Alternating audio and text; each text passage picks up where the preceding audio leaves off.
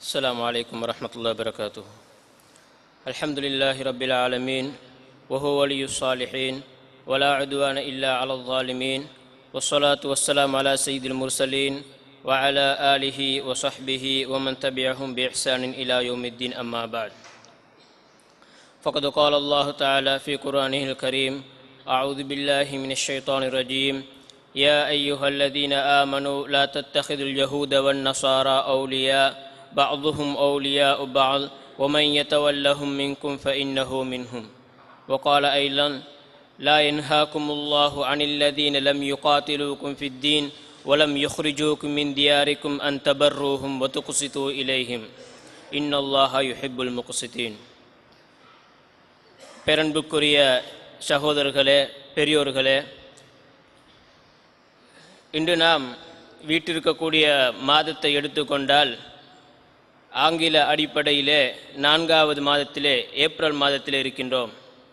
இன்னும் 4 அல்லது 5 தினங்களிலே இந்த நாட்டின் பெரும்பான்மை மக்களுடைய பௌத்தர்களுடையவும் இந்துக்களுடையவும் புத்தாண்டு கொண்டாட்டம் பெருநாள் வந்து கொண்டிருக்கின்றது.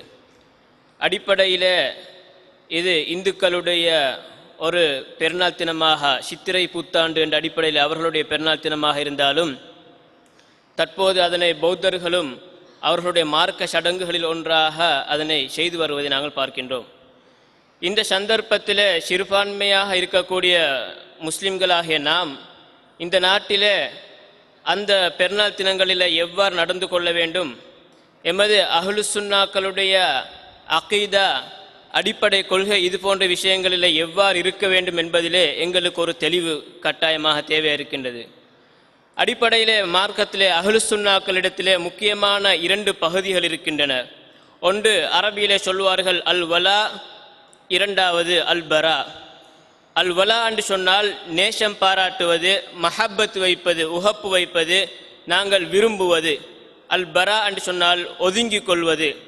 நாங்கள் யாரை நேசம் பாராட்ட வேண்டும், யாருடன் மஹப்பத் வைக்க வேண்டும், யாருடன் சிறந்த முறையில் நடந்து கொள்ள வேண்டும், யாரை விட்டும் நாங்கள் ஒதுங்க வேண்டும் என்பது இந்த தலைப்பில் இருந்தே உங்களுக்கு தெரிந்திருக்கும். பொதுவாக நேசம் வைத்தல் என்று சொன்னால், முஸ்லிம்களுடன் நேசம் வைத்தல் என்று சொன்னால் அர்த்தம் முஸ்லிம்களுடன் அவர்களுடைய சுக துக்கங்களிலே கலந்து கொண்டு அவர்களுக்கு மத்தியிலே ஏற்படக்கூடிய பிரச்சனைகளை தீர்த்து வைத்து நன்மையை ஏவி தீமையை தடுத்து முஸ்லிம்களுக்கு ஏதாவது ஒரு நல்ல விஷயம் நடந்தால் அதில் நாங்களும் பங்கெடுத்து சந்தோஷமாக இருப்பது. முஸ்லிம்களுக்கு உலகத்தில் எங்கேயாவது ஒரு இடத்திலே துன்பங்கள் நேர்ந்தன்னு சொன்னால் அதனையிட்டு நாங்களும் கவலைப்பட்டு அல்லாஹ்விடத்திலே பிரார்த்திப்பது.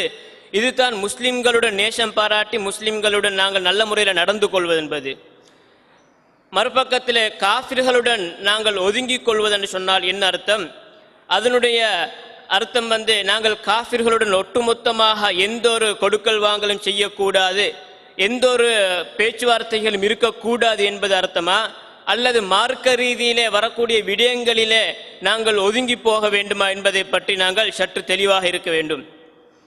அல்லாஹ் தஆலா அல் குர்ஆனிலே கூறுகின்றான்: யா அய்யுஹல்லதீன ஆமனு லா தத்தஹிதுல் யஹூத வன் நஸாரா அவுலியா. ஈமான் கொண்டவர்களே, நீங்கள் யூதர்களையும் கிறிஸ்தவர்களையும் உங்களுடைய விருப்பத்துக்குரிய நேசர்களாக, பொறுப்பாளர்களாக எடுத்துக்கொள்ள வேண்டாம். வமன் யதவல்லஹும் மின்கும் ஃபஇன்னஹு மின்ஹும். உங்களிலே யார் அவர்களை நேசர்களாக எடுக்கின்றாரோ அவரும் அக்கூட்டத்தை சேர்ந்தவர் என்பதாக அல்லாஹ் குர்ஆனிலே கூறுகின்றான்.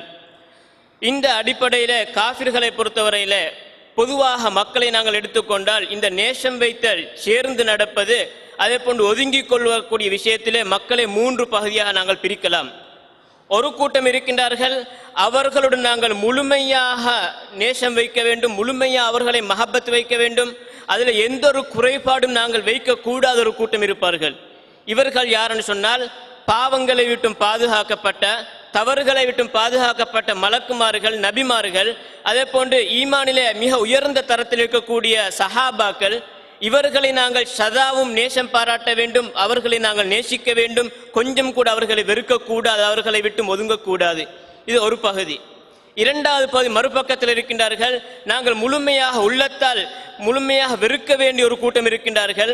மார்க்க விடயங்களிலே அவர்களுடன் நாங்கள் ஒத்துப்போகவே கூடாத ஒரு சமூகம் இருக்கின்றார்கள்.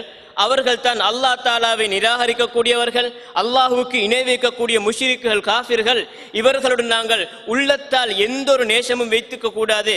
அவர்கள் காஃபிர் என்ற ஒரு காரணத்துக்காக நாங்கள் அவர்களுடன் நேசம் பாராட்டக்கூடாது. உள்ளத்தால் மார்க்க விடயங்களிலே அதில் நாங்கள் கடைபிடிக்க வேண்டும். இவ்வாறு இரண்டு கூட்டம் என்றால் இரண்டுக்கும் நடுவிலே ஒரு கூட்டம் இருக்கின்றார்கள். அவர்கள் விகிதாசார அடிப்படையில் அவர்களை நாங்கள் நேசமும் வைக்க வேண்டும். ஒரே சந்தர்ப்பத்தில் அவர்களை விரோதிக்க வேண்டிய ஒரு நிலையும் ஏற்படும். இது எம்மை போன்ற சாதாரண முஸ்லிம்கள். ஏனென்று சொன்னால் நாம் எம்மை பொறுத்தவரையில் எங்களிடத்தில் எந்த அளவுக்கு ஈமான் இருக்கின்றதோ அதே போன்று மறுபக்கத்தில் எங்களால் சில தவறுகள் பாவங்களும் நடைபெறுகின்றன. ஒரு மனிதனிடத்தில் எந்த அளவுக்கு நன்மை நலவுகள் இருக்கின்றதோ, அவன் எந்த அளவுக்கு மார்க்கத்தில் பற்று வைத்திருக்கின்றானோ அந்த அளவுக்கு அவனை நாங்கள் நேசிப்பது, அவனுடன் சேர்ந்து போவது, அவனுடன் நல்ல முறையில் நடப்பது எங்களுக்கு கடமை. அதே நேரத்தில் அதே மனிதனிடத்தில் இருக்கக்கூடிய பாவங்களை நாங்கள் பார்த்து அந்த பாவங்களை நாங்கள் திருத்த முயற்சிக்க வேண்டும். அவர்கள் திருந்தாவிட்டால் அந்த விஷயத்தில் நாங்கள் அவர்களுடன் சேர்ந்து போகக்கூடாது. அந்த விஷயத்தில் நாங்கள் மாத்திரம் அவர்களை விட்டு ஒதுங்கிக் கொள்ள வேண்டும். இதற்கு நாங்கள் நபி ஸல்லல்லாஹு அலைஹி வஸல்லம் அவருடைய வரலாற்றிலே அவருடைய காலத்தில் நிறைய ஆதாரங்களை பார்க்கலாம்.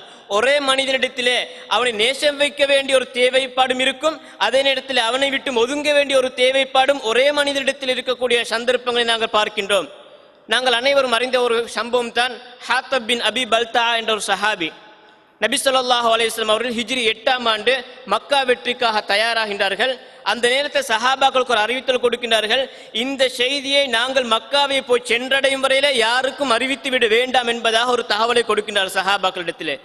இதனையும் மீறி ஹாத்தப் பின் அபி பல்தா என்ற ஒரு சஹாபி என்ன செய்கின்றார், அவருடைய நெருங்கிய உறவினர்கள் அங்கே மக்காவில் இருக்கின்றார்கள். அவருடைய வியாபார கொடுக்கல் வாங்கல் செய்யக்கூடிய சிலர் நெருக்கமானவர்கள் அங்கே மக்காவில் இருக்கின்றார்கள். எனவே தனது சொத்தையும் குடும்பத்தையும் பாதுகாக்க வேண்டும் என்ற ஒரு அடிப்படையில் நோக்கத்திலே அவர் ஒரு அடிமை பெண்ணை எடுத்து கூலிக்கு எடுத்து அந்த அடிமை பெண்ணிடத்தில் ஒரு கடிதத்தை எழுதி கொடுக்கின்றார்கள். இவ்வாறு நபி ஸல்லல்லாஹு அலைஹி வஸல்லம் அவர்கள் புறப்பட போகின்றார்கள், எச்சரிக்கையாக இருங்கள் என்பதாக. அல்லாஹ் தாலா அந்த விஷயத்தை அதாவது வஹி மூலமாக இறக்கி வைத்து விட்டான். எனவே நபி ஸல்லல்லாஹு அலைஹி வஸல்லம் அவர்களுக்கு அல்லாஹ் தஆலா இடத்தையும் காட்டி கொடுத்தான். நபி அவர்கள் அலி ரலியல்லாஹு அன்ஹு அவர்களையும் மிக்தாத் ரலியல்லாஹு அன்ஹு அவர்களையும் இந்த இரண்டு சஹாபாக்களையும் அனுப்பி இந்த பாதையிலே மதீனாவுக்கு மக்காவுக்கு செல்லக்கூடிய இந்த பாதையிலே ஒரு பெண் செல்கின்றால் அந்த பெண்ணிடத்தில் இவ்வாறான ஒரு கடிதம் இருக்கின்றது, அந்த கடிதத்தையும் அந்த பெண்ணையும் கூட்டிட்டு வாருங்கள் என்பதாக சொன்ன மாதிரி அவர்கள் கூட்டிட்டு வருகின்றார்கள். கடிதத்தை பிரித்து பார்த்தால் ஹாத்தம் பின் அபி பல்தாவிடத்திலிருந்து கடிதம் போயிருக்கின்றது, ஒரு சஹாபி அவர். எனவே இவர் செஞ்ச ஒரு செயல் என்ன, ஒட்டுமொத்த முஸ்லிம்களுக்கும் ஒரு துரோகம் செய்து விட்டார். இந்த இடத்துல நபி ஸல்லல்லாஹு அலைஹி வஸல்லம் கேட்கிறார், மா ஹாதா யா ஹாத்தப், ஹாத்தப் இது என்ன என்பதாக கேட்கின்றார்கள். அப்ப அந்த நேரத்தில் அந்த சஹாபி அவருக்கு ஒரு நியாயத்தை சொல்கின்றார். என்ன சொல்கின்றார், என்னுடைய வியாபார ஒப்பந்தம் சம்பந்தப்பட்ட நிறைய சொத்துக்கள் அங்கே மக்காவில் இருக்கின்றது, என்னுடைய நெருங்கிய குடும்பத்தார்கள் அங்கே இருக்கின்றார்கள், அதனால் தான் அல்லாஹ்வுடைய தூதர் நான் இவ்வாறு செய்தேன் என்று. உடனே பக்கத்தில் இருந்த உமர் சொல்கின்றார்கள், அல்லாஹ்வுடைய தூதர் எனக்கு அனுமதித்தார்கள், நான் இவரை கொலை செய்து விடுகின்றேன் என்பதாக. இந்த அளவுக்கு துரோகம் செய்திருக்கிறார், முஸ்லிம்களுக்கு ஒட்டுமொத்த முஸ்லிம்களுக்கும் துரோகம் செய்திருக்கின்றார், இவரை நான் கொலை செய்து விடுகிறேன் என்பதாக. அப்ப உண்மையிலே மிக பெரிய ஒரு குற்றத்தை நபி அவர்களுக்கு முன்னாடி செய்திருக்கின்றார்.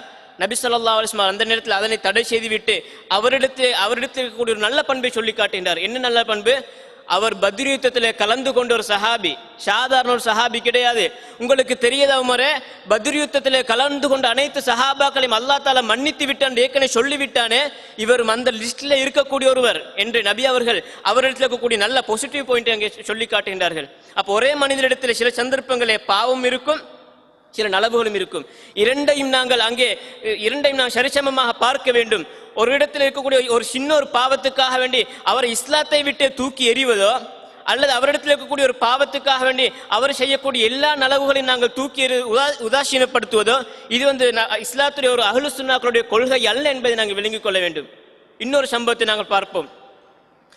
ஹாத்தப் பின் அபி பல்தா போன்ற இன்னொரு முக்கியமான ஒரு சம்பவம் தான், அதாவது ஒரு சஹாபி, அந்த நேரத்தில் இருந்த சஹாபி, இவர் அதாவது மதுபானம் ஹராமாக்கப்பட்டதுக்கு தடை செய்யப்பட்டதுக்கு பின்னால் மதுபானம் அருந்தக்கூடிய ஒரு பழக்கம் இருந்தது.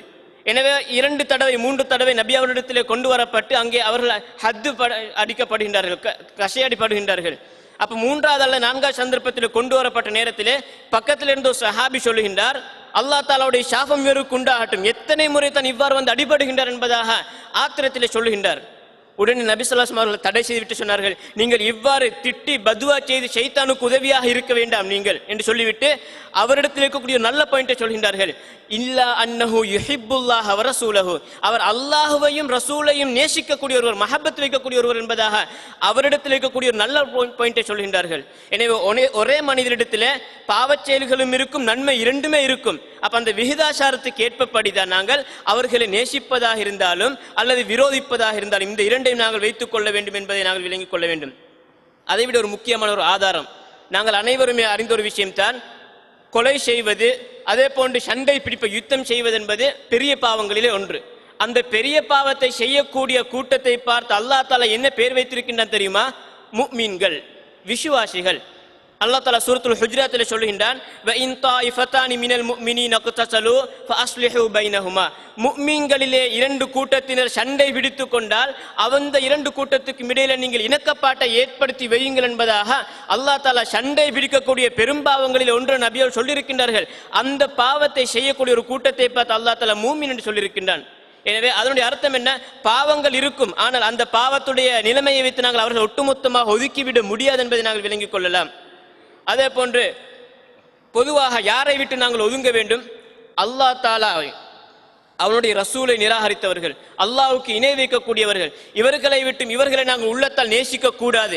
அல்லாஹ் தஆலா குர்ஆனில் சொல்லுகின்றான், லா தஜிது கௌமன் யுமினூன பில்லாஹி வல் யௌமில் ஆகிரி யுவாத்தூன மன் ஹாத்தல்லாஹ வ ரசூல, அதாவது அல்லாஹுவையும் மறுமை நாளையும் ஈமான் கொள்ளக்கூடிய ஒரு கூட்டம் வந்து அல்லாஹுவுக்கும் ரசூலுக்கும் மாறு செய்யக்கூடியவர்களை, அவர்களை நேசித்து அவர்களுடன் மஹப்பத் வைக்கக்கூடியவர்களாக நீங்கள் அவர்களை காண மாட்டீர்கள்.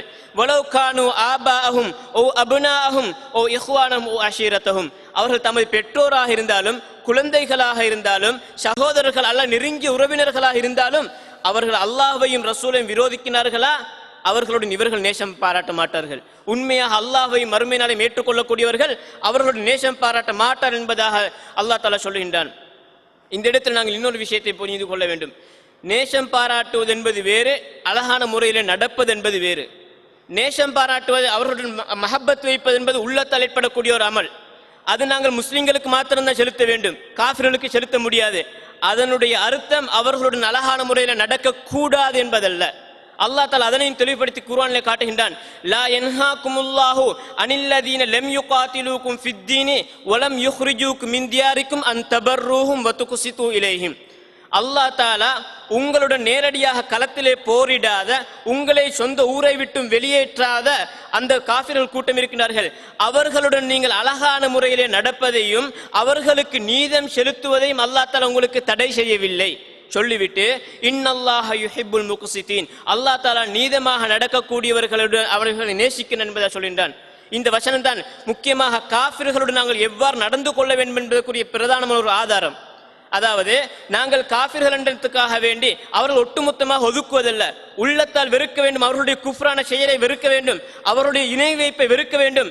ஆனால் வெளிரங்கமாக நாங்கள் அவர்களுடன் நடக்கக்கூடிய நேரத்தில் அனுமதிக்கப்பட்ட மார்க்கத்தில் அனுமதிக்கப்பட்ட கொடுக்கல் வாங்கல்களை எல்லாம் தாராளமாக செய்யலாம் என்பது எங்களுக்கு இதிலே விளங்குகின்றது. இதற்கு குர்ஆனிலும் நிறைய ஆதாரங்கள் இருக்கின்றது. எங்களுக்கு தெரியும், சஅத் இப்னு அபி வக்காஸ் ரலியல்லாஹு அன்ஹு அவர்கள் ஆரம்ப காலத்தில் இஸ்லாத்தில் நுழைந்த ஒரு சஹாபி. இவர் இஸ்லாத்தில் நுழைந்த உடனே அவருடைய தாயார் என்ன செய்கின்றார்கள்? உண்ணாவிரதம் இருக்கின்றார்கள். சஅதே, நீ மீண்டும் பழைய மார்க்கத்துக்கு திரும்பி வரும் வரையில் நான் உண்ண மாட்டேன், பருக மாட்டேன் என்று. அப்ப இவர்களுக்கு பெற்றோரை கவனிக்க வேண்டிய, தாயை கவனிக்க வேண்டிய ஒரு பொறுப்பும் இருக்கின்றது. மார்க்கத்தையும் பார்க்க வேண்டும், இரண்டையும் பார்க்க வேண்டிய ஒரு நிலைமையிலே அந்த ஒரு இக்கட்ட நிலைக்கு தள்ளப்படுகின்றார்கள். நபியிடத்தில் வந்து மஷூரா கேட்கின்றார்கள், யார் ரசூலுல்லாஹ் நான் என்ன செய்ய என்பதாக. அல்லாஹ் தஆலா வசனம் இறக்குகின்றான், வவஸ்ஸைனல் இன்சான பிவாலிதைஹி, நாங்கள் மனிதனுக்கு வந்து அவனுடைய பெற்றோர்களை உபசரிக்கும்படி அவர்களுடன் நல்ல முறையில் நடந்து கொள்ளும்படி மனிதர்களுக்கு நாங்கள் கட்டளையிட்டிருக்கின்றோம். ஹமலத்துஹு உம்முஹு வஹ்னன் அலா வஹ்ன், அதாவது கஷ்டத்துக்கு மேல கஷ்டமாக, பலவீனத்துக்கு மேல பலவீனத்துடன் அந்த தாய் அந்த குழந்தைகளை பெற்றெடுத்திருக்கின்றாள். எனவே வஃபிசாலுஹு ஃபீ ஆமைன், பால் குடி மறப்பது என்பது 2 வருடங்கள் பால் கொடுக்க வேண்டும் என்பதை சொல்லிவிட்டு அனிஷ்குர்லி வலிவாலிதைக்க, எனக்கும் நன்றி செலுத்த வேண்டும், உன்னுடைய பெற்றோர்களுக்கும் நன்றி செலுத்த வேண்டும் என்பதாக சொல்லிவிட்டு அடுத்த வசனத்தில் சொல்கின்றான், வ இன் ஜாஹதாக அலா அன் துஷ்ரிக பி மா லைஸ லக பிஹி இல்முன் ஃபலா துத்திஹுமா வ ஸாஹிபுஹுமா ஃபித் துன்யா மாரூஃபா. அந்த பெற்றோர்கள் தாய் தந்தையர்கள் உனக்கு அறிவில்லாத மார்க்கத்திலே தெளிவில்லாத ஒரு விஷயத்திலே எனக்கு இணை வைக்கும்படி உன்னை வற்புறுத்தின் என்று சொன்னால் ஃபலா துத்இஹுமா, நீங்கள் அந்த மார்க்க விஷயத்தில் அவர்களுக்கு கட்டுப்படக்கூடாது என்று சொல்லிவிட்டு நிறுத்தவில்லை. என்ன சொல்கின்றான் அல்லாஹ் தஆலா, வஸாஹிபுஹுமா ஃபித் துன்யா மஅரூஃபா, உலக விஷயங்களிலே அவர்களோடு நல்ல முறையில் நடந்து கொள்ளுங்கள். பெற்றோர்கள் சில சந்தர்ப்பங்களில் காஃபிர்களாக இருந்தன்னு சொன்னால் அவர்களுக்குரிய கடமைகளை நாங்கள் கொடுக்க வேண்டும். அவர்களுக்கு உலகத்திலே அவர்களுக்கு என்னென்ன செலவினங்கள் தேவை, உணவு தேவையா அதுக்குரிய ஏற்பாடு செய்து கொடுக்க வேண்டும், ஆடைகள் வாங்கி கொடுக்க வேண்டும், மருத்துவ செலவு தேவையா அதனை செஞ்சு கொடுக்க வேண்டும், வீடு தேவையா வீடை கட்டி கொடுக்க வேண்டும். உலக விஷயங்களிலே நாங்கள் பெற்றோர்கள் காஃபிர்களாக இருந்தாலும் நாங்கள் அவர்களோடு நல்ல முறையில் நடந்து கொள்ள வேண்டும். இந்த இடத்தில் இன்னொன்றை விளங்கிக் கொள்ள வேண்டும். காஃபிர்களாக இருக்கக்கூடிய பெற்றோர்களுடனேயே அல்லாஹ் தஆலா இவ்வளவு நெருக்கமாக உலக விஷயத்தில் நடக்கும்படி சொன்னால், நாங்கள் வழிகேட்டில் இருக்கின்ற எங்களுடைய தௌஹீத் கருத்தில் இல்லாதவர்கள் என்று சொல்லி நாங்கள் எத்தனையோ எங்களுடைய குடும்பங்களை நாங்கள் பார்க்கின்றோம். உறவினர்களை பெற்றோர்களை ஒதுக்கக்கூடிய நிலையை நாங்கள் பார்க்கின்றோம். அல்லாஹ் உலக விஷயத்தில் காஃபிர்களுடனேயே சேர்ந்து நடக்க சொல்கின்றான். அப்ப முஸ்லிம்களிலே வழிகேட்டில் இருக்கக்கூடியவர்களை நாங்கள் மார்க்க விடயம் அல்லாமல் உலக விஷயங்களில் நாங்கள் அவர்களை கவனித்துக் கொள்ள வேண்டும், அழகான முறையில் நடந்து கொள்ள வேண்டும் என்பதை நாங்கள் விளங்கிக் கொள்ள வேண்டும். அடுத்ததாக காஃபிர்களுடன் நாங்கள் ஏற்கனவே சொன்னது போன்று காஃபிர்களுடன் நாங்கள் நேசம் பாராட்டக்கூடாது. அதனை நாங்கள் எங்களுடைய வெளித்தோற்றத்தில் நாங்கள் பிரதிபலிக்க வேண்டும். உள்ளத்தால் நாங்கள் காஃபிர்களை வெறுக்கின்றோம் என்பதை நாங்கள் வெளிரங்கத்தில் நாங்கள் பிரதிபலிக்க வேண்டும். எவ்வாறு பிரதிபலிப்பது? அதுக்கு நிறைய, அதாவது காஃபிர்களுடன் இவர்கள் நேசம் பாராட்டுகின்றார்கள், மஹப்பத் வைத்திருக்கின்றார்கள் என்பதற்குரிய நிறைய அடையாளங்கள் அங்கே சில அறிஞர்கள் தொகுத்து வைத்திருக்கின்றார்கள். அதில் முக்கியமான ஒன்று என்னன்னு சொன்னால், காஃபிர்கள் உடுப்பதை போன்று அவர்களுடைய பிரத்யேகமான ஆடைகள் எடுத்து நாங்களும் உடுப்பது. காஃபிர்கள் எவ்வாறு பேசுகின்றார்கள், ஒரு நடிகன் அவன் காஃபிரா இருப்பான், அவன் பேசுவதை போன்று அதனை ஃபாலோ பண்ணி அவ்வாறு நாங்கள் பேசுவது. அதே போன்று அவன் முடிவெட்டியதை போன்றே நாங்கள் முடிவெட்டுவது. இவ்வாறு அவன் கரண்டை காலுக்கு கீழே ஆடை அணிகின்றான், அதே போன்று நாங்கள் அணிவது. இவ்வாறு காஃபிர்களுடைய பிரத்யேகமான கலாச்சாரங்களை நாங்கள் அவ்வாறு எடுத்து வைப்பது அதனை எடுத்து நடப்பது காஃபிர்களை நாங்கள் நேசிக்கின்றோம் என்பதற்குரிய ஒரு அடையாளமாக இருக்கின்றது. நாங்கள் அவர்களை நேசிப்பதால் தானே நாங்கள் அவர்களுடைய கலாச்சாரத்தை பின்பற்றுகின்றோம். யாராவது ஒருத்தனை வெறுத்து விட்டு அவனுடைய கலாச்சாரத்தை பின்பற்ற முற்பட மாட்டான். அப்ப காஃபிர்களுடன் நேசம் வைக்கின்றோம், அவர்களை விரும்புகின்றோம் எனக்கூடிய அடையாளம் தான் அவர்களுடைய கலாச்சாரத்தை நாங்கள் பின்பற்றுவது. நபி ஸல்லல்லாஹு அலைஹி வஸல்லம் சொன்னார்கள், மன் தஷப்பஹ பிகௌமின் ஃபஹுவ மின்ஹும், யார் இன்னொரு சமூகத்துக்கு ஒப்பாகின்றாரோ அவர் அதே சமூகத்தை சேர்ந்தவர் என்பதை நபி அவர்கள் சொல்லியிருக்கின்றார்கள். அதே போன்று இன்னொரு முக்கியமான விடயம் என்னன்னு சொன்னால், அதாவது தேவையில்லாமல் காஃபிர்கள் இருக்கக்கூடிய பிரதேசங்கள், காஃபிர்கள் மாத்திரம் இருக்கக்கூடிய பிரதேசங்களுக்கு தேவையில்லாமல் நாங்கள் பிரயாணிக்க கூடாது. இதனை நாங்கள் தடை செய்ய, குறிப்பாக சொல்வதாக இருந்தால் சுற்றுலா என்ற நோக்கத்தில் நிறைய பேர் செல்கின்றார்கள். ஏனென்று சொன்னால் அந்த இடங்களுக்கு நாங்கள் போகக்கூடிய நேரத்தில் இமாம்கள் ஒரு நிபந்தனை போட்டிருக்கிறார். என்ன நிபந்தனை தெரியுமா? நாங்கள் காஃபிர்களுடைய ஒரு நாட்டுக்கோ ஒரு ஊருக்கோ நாங்கள் செல்வதாக இருந்தால் முதலாவது நிபந்தனை, அங்கே எங்களுடைய மார்க்கத்தை விட்டு கொடுக்காமல் எங்களுக்கு இஸ்லாத்தை சரியான முறையிலே அமுல் நடத்துவதற்குரிய சந்தர்ப்பம் இருக்க வேண்டும். தொழுகை நடத்துவதற்குரிய ஜமாத்தாக இல்லாவிட்டாலும் பிரியாணி அண்டி அடிப்படையிலே வீட்டிலே சில தொழுவதற்குரிய ஒரு அனுமதி இருக்க வேண்டும். அந்த நாட்டிலே எங்களுடைய இஸ்லாமிய மார்க்கத்தை சரியான முறையில் பின்பற்றுவதற்குரிய அனுமதி இருந்தால் அது போன்ற நாடுகளுக்குத்தான், அதுவும் தேவைக்கு, மருத்துவ தேவையோ அல்லது வியாபார தேவை, இது போன்ற தேவைகளுக்காகத்தான் பிரயாணிக்கலாம். அது அல்லாமல் இந்த காஃபிர்களுடைய நாட்டுக்கு, அதாவது சும்மா ஒரு கொஞ்ச காலத்துக்கு பிரயாணிப்பதே கூடாது என்று சொன்னால் அந்த காஃபிர்களுடைய நாட்டிலேயே போய் தங்குவது, அங்கே போய் தங்குவதை அல்லாஹ் தஆலா எச்சரிக்கை செய்திருக்கின்றான். அந்த விஷயத்தை நாங்கள் கொஞ்சம் விளங்கிக் கொள்ள வேண்டும். அல்லாஹ் தஆலா குர்ஆனில் சொல்கின்றான், இன்னல்லதீன தவஃபாஹுமுல் மலாயிகத்து ஸாலிமி அன்ஃபுஸிஹிம் காலூ ஃபீம குன்தும், தமக்கு தாமே அநியாயம் செய்து கொண்ட ஒரு கூட்டம் அவர்களுடைய உயிரை மலக்குமார் எடுக்க வந்த நேரத்தில் அவர்களிடத்தில் மலக்குமார் கேட்பார்கள், காலூ ஃபீம குன்தும், நீங்க எங்கே இருந்தீர்கள் என்பதாக. அந்த நேரத்தில் அவர்கள் பதிலளிப்பார்கள், காலூ குன்னா முஸ்தல்லாஃபீன ஃபில் அர்ல், நாங்கள் பூமியிலே பலவீனமானவர்களாக மார்க்கத்தை நிலைநாட்ட முடியாதவர்களாக இருந்தோம் என்பதாக சாக்கு சொல்லுவார்கள். அப்ப அவர்கள் மலக்குமார் திருப்பி கேட்பார்கள், காலூ அலம் தகுன் அர்துல்லாஹி வாஸிஅத்தன் ஃபதுஹாஜிரு ஃபீஹா, அல்லாஹ்வுடைய இந்த பூமி விசாலமானதாக இல்லையா உங்களுக்கு, அந்த முஸ்லிம்கள் வாழக்கூடிய பகுதிகளுக்கு உங்களுக்கு ஹிஜ்ரத் செய்யலாம் என்பதாக அந்த மலக்குமார்கள் கேட்கின்றார்கள். கேட்டுவிட்டு அல்லாஹ் தஆலா சொல்கின்றான், ஃபஉலாயிக மஅவாஹும் ஜஹன்னம், அவர்களுடைய நிலை என்னன்னு சொன்னால் அவர்களுக்கு நரகம் என்பதை சொல்லிவிட்டு வஸாத் மஸீரா, அது அவர்கள் தங்கக்கூடிய இடம் மிக மோசமான என்று சொல்லிவிட்டு அடுத்த வசனத்தில் சொல்கின்றான், இல்லல் முஸ்ததாஃபீன மினர் ரிஜாலி வன் நிஸாஇ வல் வில்தான் லா யஸ்தத்தியூன ஹீலத்தன் வலா யஹ்ததூன சபீலா, அதாவது பலவீனமான ஆண்களிலேயும் பெண்களிலேயும் பிள்ளைகளிலேயும் பலவீனமானவர்களை தவிர அவர்களுக்கு எந்த ஒரு வழியும் கிடையாது. இன்று நாம் இருப்பதை போன்று சிறுபான்மை மக்களாக இருக்கின்றோம். உலக நியதிப்படி இது உண்மையிலே இது அந்நிய ஒரு மாற்று மத நாடு, இந்தியா போன்ற நாடுகள் மாற்று மத நாடு. ஆனால் இன்று உலக நியதிப்படி நாங்கள் இந்த நாட்டை விட்டு இன்னொரு நாட்டுக்கு நாங்கள் ஹிஜ்ரத் செல்வதாக இருந்தால் முதலாவதாக இந்த நாட்டில் எங்களுக்கு அனுமதிக்க வேண்டும், இரண்டாவது அந்த நாட்டில் எங்களை ஏற்றுக்கொள்வதற்கு தயாராக இருக்க வேண்டும். இந்த இரண்டும் இன்றைய உலக நீதி சட்டங்களின்படி அது இல்லாமல் இருக்கின்றது. அந்த அடிப்படையிலே பலவீனமானவர்கள் என்ற அந்த லிஸ்டிலே நாங்களும் சேருகின்றோம் என்பதை நாங்கள் இந்த இடத்துல விளங்கிக் கொள்ள வேண்டும். எப்பொழுது சந்தர்ப்பம் கிடைக்கின்றதோ அப்ப நாங்கள் என்ன செய்ய வேண்டும், அங்கே போக வேண்டிய சூழ்நிலைக்கு இருக்கின்றோம். ஆனாலும் காஃபிர்களுடைய நாட்டில் வசிப்பது மூலமாக அவர்களுக்கு தௌவா செய்யலாம், அவர்களுக்கு மத்தியில் இஸ்லாத்தை பரப்பலாம் என்ற ஒரு நோக்கம் இருந்து சொன்னால் முடியுமான ஒரு காரியமாக இருந்தால் அந்த நேரத்தில் அங்கே இருப்பது எங்களுடைய கடமையாக இருக்கின்றது. இப்பொழுது நாங்கள் எங்களுக்கு முடியாமல் தான் நிர்பந்த அடிப்படையில் நாங்கள் இங்கே இருக்கின்றோம். இந்த வசனத்தின் அடிப்படையில் முஸ்தலாஃபின் பலவீனமானவர்கள் அந்த லிஸ்டிலே தான் நாங்களும் சேருகின்றோம் என்பதை நாங்கள் விளங்கிக் கொள்ள வேண்டும்.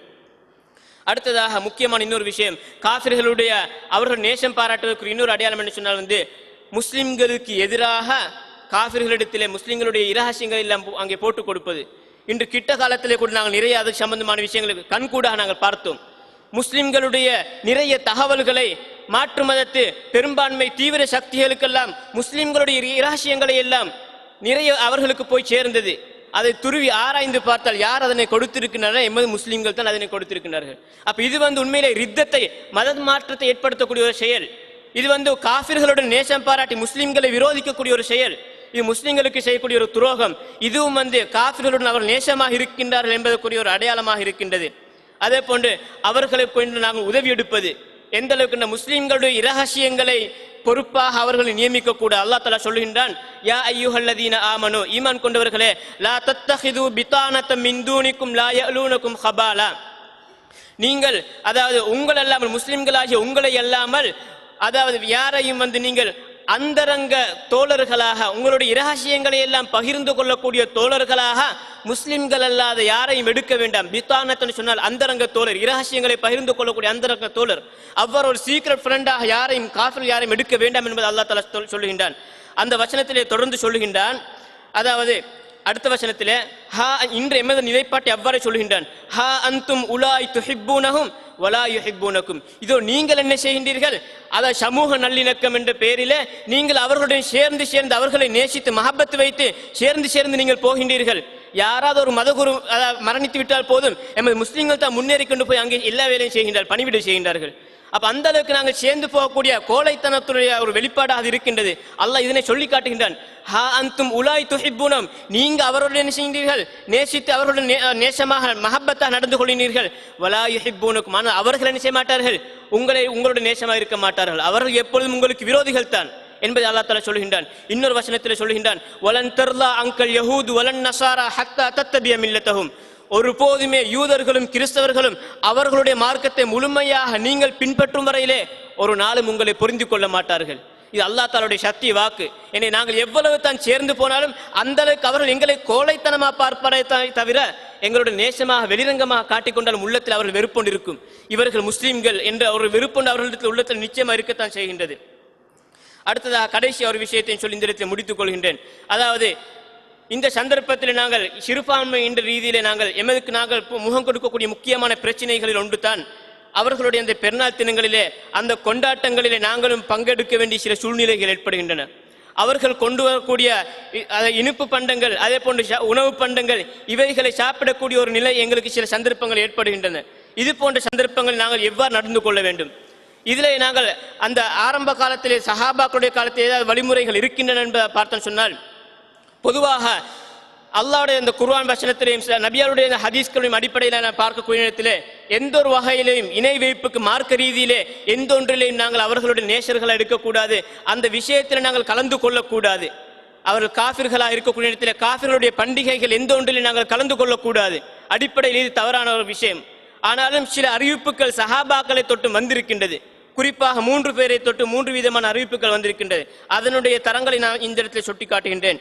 முதலாவது அலி ரலியல்லாஹு அன்ஹு அவர்களிடத்திலே அதாவது மஜூசிகள் நெருப்பு வணங்கியருடைய பெருநாள் தினத்திலே பங்கிடப்படக்கூடிய நைரூஸ் என்ற ஒரு பெருநாள், அந்த பெருநாள் தினத்திலே பங்கிடப்படக்கூடிய சில தின்பண்டங்கள் அவர்களுக்கு கொடுக்கப்பட்டிருக்கின்றன. அந்த பண்டங்களை பார்த்துவிட்டு அலி ரலியல்லாஹு அன்ஹு கேட்கின்றனர், இது என்ன என்று என்பதாக. அப்ப சொல்லுகின்றார்கள் இது நைரூஸ் என்பது, அதாவது நைரூஸ் என்பது அவர் மஜூசிகளுடைய நெருப்பணைகளுடைய பெருநாள், அந்த பெருநாள் தினத்தை அவர்களுடைய அதுக்காண்டி ஸ்பெஷலாக செஞ்சு என்பதாக.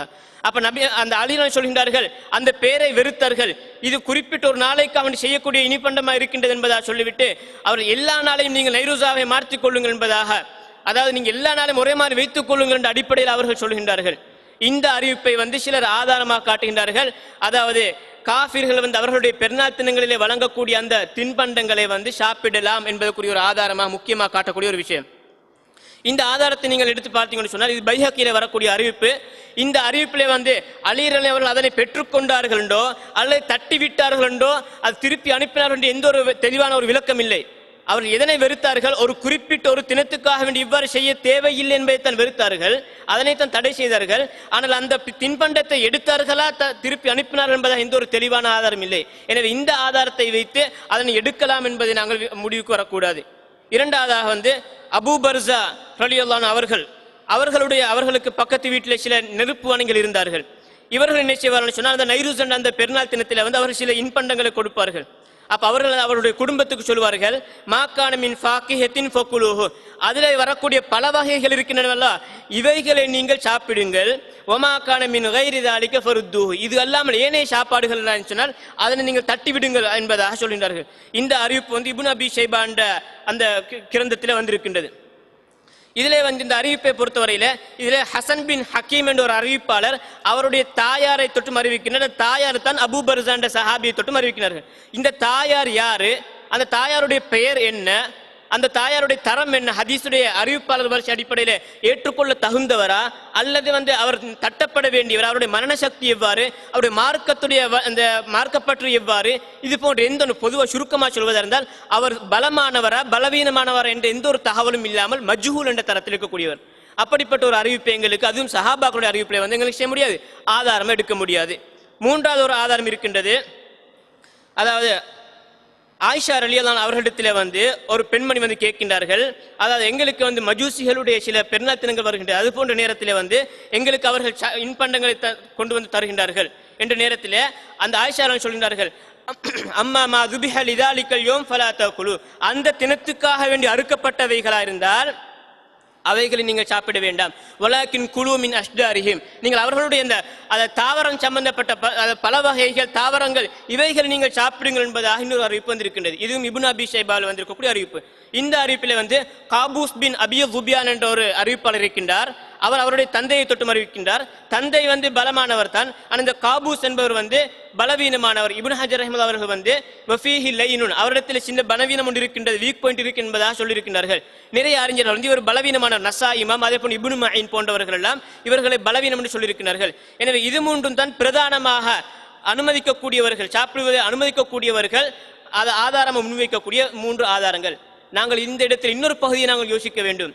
முஸ்லிம்களுக்கு மத்தியிலே நடக்கக்கூடிய பித்அத் சாப்பாடு, கந்தூரி சாப்பாடு, அதே போன்று கத்தம் சாப்பாடு, இது போன்ற சாப்பாடுகளையே நாங்கள் சாப்பிடாமல் விட்டு விடுகின்றோம். காரணம் என்ன சொல்கின்றோம், இது பித்அத் சாப்பாடு, அல்லாஹ் தாலாவுடைய ரசூலுடைய வழிக்கு மாற்றமாக வந்த சாப்பாடு, நாங்கள் பேர்த்டே சாப்பிடுவதில்லை, காரணம் இது மாற்று மதத்தோடைய சாப்பாடு என்பதை சொல்கின்றோம். அதை பித்அத் சாப்பாடு, இஸ்லாமிய கலாச்சாரத்துக்கு மாற்றமான ஒரு சாப்பாடு என்று சொல்கின்றோம். அப்ப நாங்கள் முஸ்லிம்களுக்கு மத்தியில் இருக்கக்கூடிய பித்அத்வாதிகள் தரக்கூடிய அந்த பித்அத் சாப்பாடையே நாங்கள் சாப்பிடாமல் இருந்தோம்னு சொன்னால் காஃபிர்கள் அவருடைய சிறுக்கு கலந்த அவருடைய விக்கிரகங்களுக்கு படைத்த சாப்பாடு, அது பெருநாள் தினமாக இருக்கலாம். அந்த பெருநாள் தினத்தில் அவருடைய விசேஷமான ஒரு பண்டிகை என்ற ஒரு பெருநாள் என்ற ஒரு காரணத்துக்காக வேண்டியே செய்யக்கூடிய ஒன்று. அப்ப பெருநாளில் நாங்கள் பங்கெடுக்கவே கூடாது என்ற ஒரு அடிப்படை இருக்கின்றது. அப்ப அந்த பெருநாளை கண்டு செய்யக்கூடிய ஒரு சாப்பாடை நாங்கள் அதில் கொஞ்சம் நாங்கள் முன்னெச்சரிக்கை ஜாக்கிரதையாக இருப்பது, தவிர்த்து கொள்வது மிகவும் நல்லம் என்பது அது பொதுவாக நாங்கள் விளங்குகின்றோம். ஏனென்றால் முஸ்லிம்களுக்கு மத்தியில் இருக்கக்கூடிய அந்த சாப்பாடை நாங்கள் தவிர்த்து கொள்கின்றோம். நாங்கள் கந்திரி சாப்பிடுவதில்லை, கத்தம் சாப்பிடுவதில்லை. காரணம் என்ன சொல்கின்றோம், இவைகள் பித்அத் சாப்பாடுகள். அப்ப பித்அத் சாப்பாடை நாங்கள் தவிர்த்து கொள்கின்றோம். சிறுக்கு கலந்த சாப்பாடை நாங்கள் எவ்வாறு சாப்பிடுவது? அப்ப அதனை நாங்கள் முற்று முழுதாக தவிர்த்து கொள்ள வேண்டும் என்ற அடிப்படையிலே தான் நாங்கள் இதனை நாங்கள் பார்க்க வேண்டும். ஆனால் சில சந்தர்ப்ப நிர்பந்த ரீதியிலே நாங்கள் சிறுபான்மை என்ற ரீதியில அவர்கள் கொண்டு வரக்கூடிய பொருட்களை நாங்கள் ஒரேடியாக தட்டி விடுவதல்ல, அவர்களுக்கு நாங்கள் விஷயத்தை விளங்கப்படுத்த வேண்டும். எங்களுடைய மதத்தில் இவ்வாறு தான் இருக்கின்றது என்பதை சொல்லி விஷயத்தை விளங்கப்படுத்த வேண்டும். அதை மீறினால் நாங்கள் எடுத்து அதுக்குரிய மாற்று வழி ஒன்றை பார்க்க வேண்டுமே தவிர அவர்களுடைய மனசுடைப்படவும் கூடாது. என்றால் அவர்களை நாங்கள் கவரக்கூடிய ஒரு தேவைப்பாடு இருக்கின்றது. எங்களுக்கு எங்களுடைய நல்ல குணங்களை காட்டித்தான் அவர்கள் நாங்கள் இஸ்லாத்தின் பக்கம் இருக்க வேண்டும். அந்த ஒரு பொறுப்பு எங்களுக்கு இருக்கின்றது. அந்த அடிப்படையில் நாங்கள் அதாவது எங்களுடைய மார்க்கத்தையும் எங்களுடைய அடிப்படை கொள்கையை விட்டு கொடுக்காமல் அதே நேரத்தில் அவர்களுடைய மனசு முடியாமல் நாங்கள் இரண்டை நாங்கள் பேலன்ஸ் பண்ணி நாங்கள் அவர்கள் நடந்து கொண்டோம் என்று சொன்னால் அது மிக பொருத்தமாக இருக்கும் என்பதை கூறி நான் முடித்துக் கொள்கின்றேன். ஆகிரு தஅவானா அல்ஹம்துலில்லாஹி ரப்பில் ஆலமீன். சுப்ஹானல்லாஹ்.